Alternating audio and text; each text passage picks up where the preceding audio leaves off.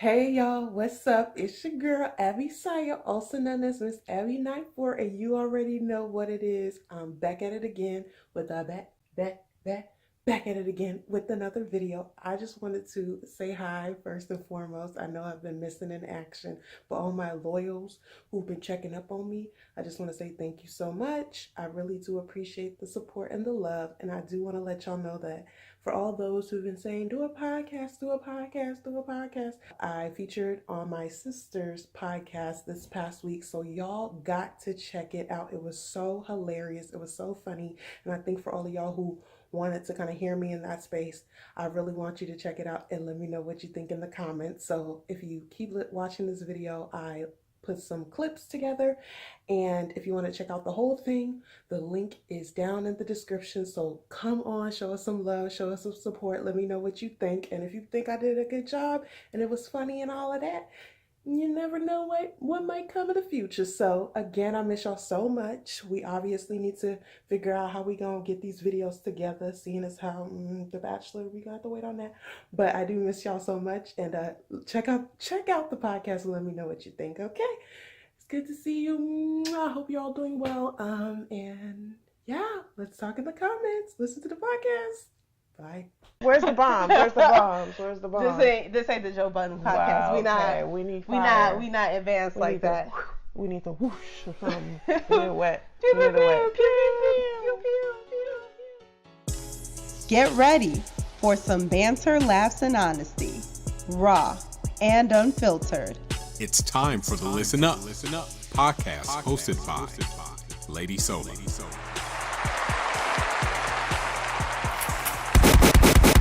Listen up, listen up, listen up. What it do, what it do. It's your girl, Lady Sola, and welcome to my podcast. This is episode 10, and today I am joined by the very talented, the very intelligent, the go-getter. Oh, You know, hype me up. someone that relieves her stress. She don't get stressed by these hoes out in these streets. never. Repping Chi-Town all day, every day. Every day. All day, every day. All day. Self-sufficient, a self-starter. Aww. You know what I'm saying? An inspiration. Mommy. Yes. It's my sister, y'all. Give it up for my sister. Clippity clap, clippity clap.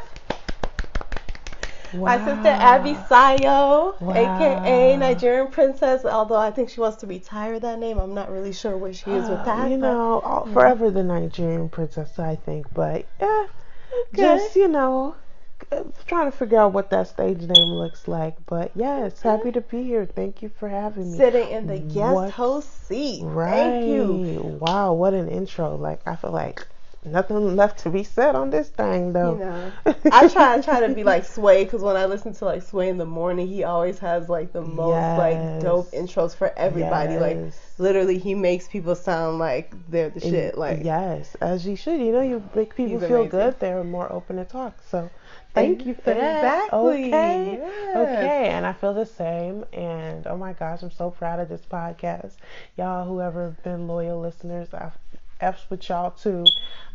Thank you. Thank you for listening. I'm excited for this. So the first topic that we got in the big three is Cardi B releases her new single. It's called Money. Are we calling it Shmoney? I mean, you know, she said Shmoney so much that I was kind of surprised that she didn't name the song that. That's a good point. I didn't even think of that. You know what I mean? Yeah, I definitely Like, didn't she's think about that. Kind of coined that term. Right. And You I know? even use it to this day. Where's my shmoney? Yes. Run me That's my definitely- shmoney. Right. Run me my shmoney. What do you think of it? Do you think it's the hit that she's looking for? You I know, mean, is that if you need a hit, she got that bat? Is this one it? I think, you know what? I think it is going to be a hit. And I think it's going to be a hit because somehow, some way, in a span of a year, Cardi B has gotten to this level of stardom that many artists hope, pray, beg, was willing to join the Illuminati for a child, and it doesn't always work out for everybody. Let's just be real. But Right. somehow for Cardi B, it was in the cards for her. No pun intended. But I think it was in the cards for her that she was just destined to be here. So I think she's from here on now. I think we can expect the Drake effect. And what is the Drake effect? Anything Drake puts out goes number one. Right. It's a hit. You're gonna hear it spins on the radio. It's not even a question of, oh, I don't know if it's good enough to make radio. Drake, you have to do better. Oh, or this one is gonna make it, but we don't know about the next single or this. It doesn't matter what it is. It's Drake. It's hot. The end. And I think Cardi is kind of in that lane. I mean, I'm just predicting. It's still kind of early to call that, but I'm gonna go on record saying that anything that she puts out at this point that's gonna be on the album, that's gonna be. Yeah. What did you think? Like, did you feel like, this was the hit? This is going to be a hit. Did you feel like this is the right direction to go in? I think originally when I heard when she was dropping a single, I think it was supposed to come out on the Thursday. It came out on Tuesday after being leaked, and that had its own drama that came along with it. But I was very curious to find that she was going for a single outside of Invasion of Privacy. So I'm thinking, okay, is the label no longer focused on Invasion of Privacy? Are they done? Are they kind of moving towards the next Cardi album? So I'm looking at the strategy behind releasing a single at this point, being almost November. It's been at least over 6 months. So it's seeming like they're trying to wrap up the bow on Invasion of Privacy and kind of move towards the next hit. And I think that it is pretty clear that herself and her team are going for that hit. I felt like there was a cadence, there was a concept of trying to have a hook that was catchy, obviously. Definitely. Have something that goes in the club, which I also found interesting, being that we're not towards that spring season yet, and that tends to be when hits like those club bangers, those hook catchy ones catch on. So I'm curious to see, why was it released in October versus like a May or an April, if you're shooting for that smash hit, kind of like a Bodak Yellow. So I'm just interested to see what the thought was behind releasing a single so early on.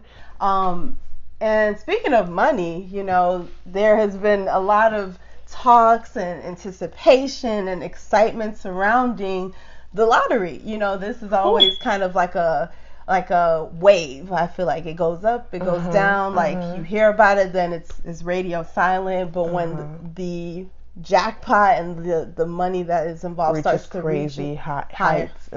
Yeah, so the Mega Millions, the Mega Millions was definitely a big talk for the last few weeks. I mean, it's just 1.6 billion. Like that's not just life-changing, astronomical, that's generational life-changing. So I guess I'm curious, like, what would you even want to be in the drawing for that type of money? And what would you do if you looked at your ticket and you saw your numbers match the winning numbers? Like, what would you even be thinking at that point? Child, I don't even know. I feel like I would be doing backflips and cartwheels, and I've never in my life trained to do cartwheels and backflips, so it would really be like me falling flat on my face or like screwing up my back, because I would really be trying to do these backflips, because it's like I just won the lottery and I'm about to do a backflip. Like I'm so excited, and I would fall on my face. It would be ridiculous. But to answer your first question, would I even want to be involved in something like that? Would I even want to be in a position to win it? I think anyone that gets asked this question would sound foolish saying, absolutely not. I want no parts of that. That is just atrocious. It's crazy. It's too much going on there. It's too dangerous. So, of course, I'm not going to say no to it. But I think that I would say, there has to be some rules, some stipulations. There has to be some things in place for me to win that money. One is the anonymity. Is that how you say? Anonymity. That is very important to me. Yeah. But what if you're in a state that doesn't do that? I'm gonna have to go under the witness protection program. See, that's the problem with that kind. Like for me, like when I heard, just until the news dies down, maybe a year. No, 2 I years. feel like 5 years from now they're gonna look it up and be like, "Nah, this is still really." Yes, we're talking 1.6. What was it? Billion. Do you know how much money that is? Like that is a lot of money. You're coming into the upper echelons of wealth. So I think you're always going to be a topic of conversation. It reached new limits, new heights, and that's why when this was happening, I remember one of my friends was like, I'm going to buy 10 tickets. What do you mean?" And I'm like, that seems like the consensus of a lot of people, and that's why I got to be where it is. But I just thought, like, what if you looked down and you saw that was those numbers were on your ticket, and your life is changed. Like it's a shocking thing to go from wherever you're coming from, as far as your day to day, like just Yeah. your daily normal regular life that you are Yeah. comfortable with, that you are content with, right, that you if you're find comfort content, in. you know. And Well, I think, yeah, true, and but it's not a bad it's thing a to routine. want it, you know what I'm saying? But I just think that people only think about, oh my God, I'm rich, and you don't realize the level of other things that comes with that amount of life-changing money is going to bring a lot of, I think, negativity and like other aspects that might not be as desirable for me. So I know you said, who's in their right mind, like who's gonna answer? I remember thinking like, I don't even want to buy a ticket because that's crazy. Like, what if you win and then you're just like, oh, it's the pressure my of what are God. you really gonna do? Yeah, like there's comfortable money where it's like 40 million, 50. You like, I'm good. So you're telling me, good. let me just get this straight. You're telling me that $1.6 if billion someone if they knew, if I was in a state that they could reveal identities and all of that, that would feel so uncomfortable to me. That feels so. I would be like, oh my God. So you're literally, already you're gonna know. are you gonna donate the winning numbers to someone else? Are you going to give the money back? Are you I don't pretend think like my you didn't first rip up the reaction ticket? would, I'd be excited, but then I'd be like, oh my God, what does this mean? Like, I'd be thinking about And that like is how the realist inside of you. That is the realist mentality. Yeah, I would like not I'd be do that, so excited, I'm and then I'd figuring be it like, out. oh my God, this is crazy. Like, it's just that amount of money. Like, I think there's no gray area in that space. Like, either you have a really strong foundation and you can accept that huge blessing and just like, be able to like really acclimate to what that feels like to be that rich, really, like that rich, or your foundation, things just get worse. You know what I'm saying? So I feel like there's a lot of things that people don't really consider when it's about, winning money. It's like, okay, yes, it is technically winning money, but with that comes a lot of outside things that you might not think about when you're buying the ticket. But if you win, it's like, oh wow, my life was really about to change. If I won the lottery, whether I was anonymous or not, I would definitely put a lot of time into the financial literacy aspect. I think it's just up to you to do your homework and to really go online, go on Google, start researching, like, or hire really someone good. who's going to do that for you, because there will be plenty who would love to be your personal Google searcher, your personal shopper, your personal toenail painter, just one toenail per person. Like, there's going to be all types of jobs. Your personal eyebrow threader. Yes. You know what I'm saying? Personal carry your luggage to said door person. Like, you just have the comfortability to do all the extra shit you could have ever dreamed of. I think we should talk about just neighbors, our wonderful, friendly neighbors. And when I say neighbors, it's in the apartment buildings, it's in your homes. Neighbors are across the street, down the road. If you live in complexes or condos and duplexes and all this, and you live in shared housing, so you're in the attic on the third floor, and you have two roommates on the second floor. Damn, it looked like you just had some like. I had a flashback. I got chills. I was like, PTSD, back up. Okay, back up. Back up. Mind your business. Mind your business. Mind your business.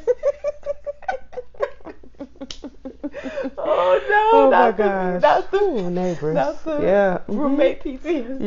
Yes. It's real. It's real out here. I think personally, when I move into a new neighborhood, I mind my business, and if I see my neighbors, I say hello. If they ask me questions, I'll tell them what's going on, how long I've been here, whatever the case is, and that's generally how I move when it comes to neighbors. Now, similar. Not so similar is housemates and roommates. I think that's a very different vibe and conversation. Obviously, if you move into a situation that's had people living there for a long time, you have to understand the dynamics of the house, make sure that everybody knows who each other is. I think that should have happened before you moved in.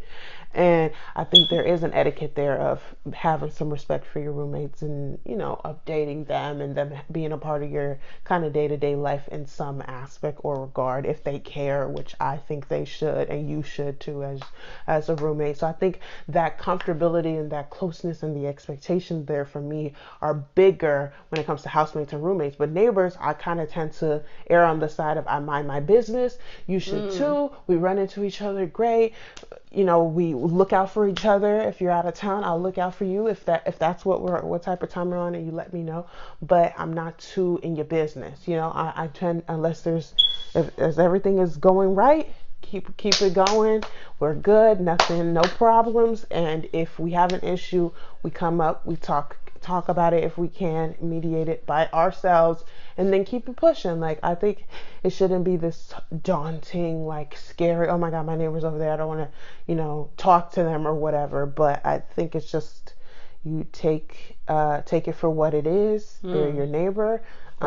Respect them from afar if you can, and that's just how I tend to move when it comes to neighbors, honestly. No, that's true tea. I think the difference between the two neighbors and housemates is one word: proximity. Yeah. Proximity changes a lot of things. When you are Absolutely. literally up under each other's asses, like, you have to talk, like, you have to check in, you have to introduce yourselves, you have to try to create that accommodating, comfortable, safe space, because this is your living environment. You of course want to make your housemates comfortable, but it's also for yourself as well. So I think that's a major key between the two. Whereas with neighbors, like you said, it's a free for all. Like, you see them, you don't see them, you say hi, you don't say hi. Right. There's not really any repercussions Right. for however you handle that. Right. Because you're not That's seeing true. them often. You're not crossing the threshold of a door frame and knowing that you're going to face this human being on a daily basis with that. So I think that the proximity dictates your approach to it, your attitude towards it, and your mentality towards it. Continue to support y'all, all the listeners. So Hallelujah. appreciative for you. Share this with your family, your friends. Appreciate you. Once again, my name is Lady Sola. You can follow me on social media, on Instagram and Twitter at Lady Sola Life. You can also like my page on Facebook. That is facebook.com/Lady Sola Life. Thank you. Thanks for checking out this episode of the Listen Up podcast. If you like what you heard, make sure to subscribe on iTunes and share with your friends.